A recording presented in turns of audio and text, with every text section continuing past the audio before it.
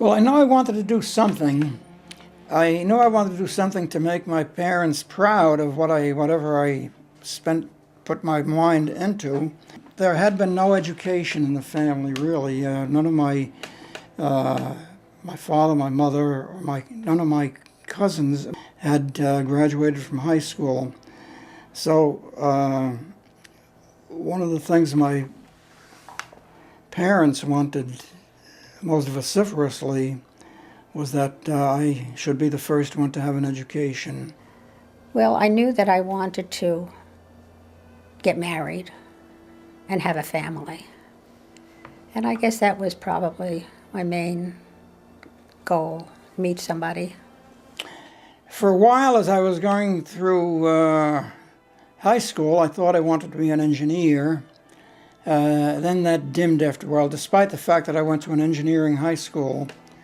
And so I wound up in college as a political science major, Queens College, right.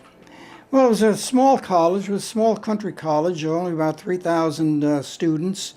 It seemed to be a total departure from what I had experienced in high school in terms of the reaction by the students, their participation, the quality of their knowledge and so forth.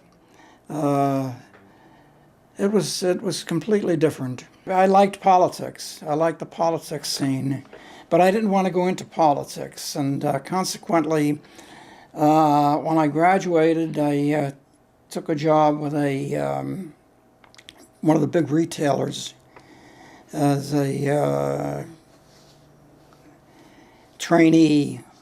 After high school, I went to work at the Belmont Plaza Hotel and was a switchboard operator.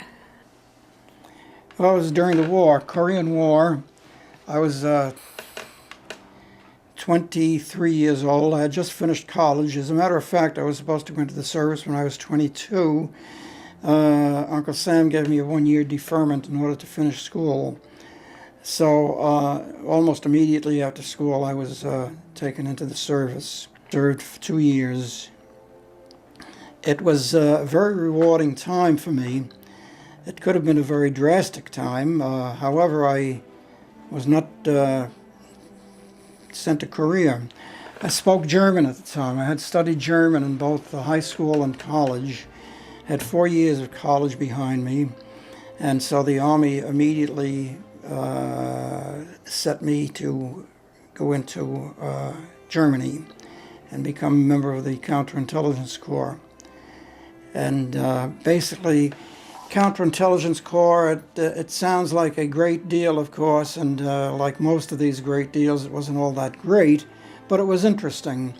I was with a unit that had to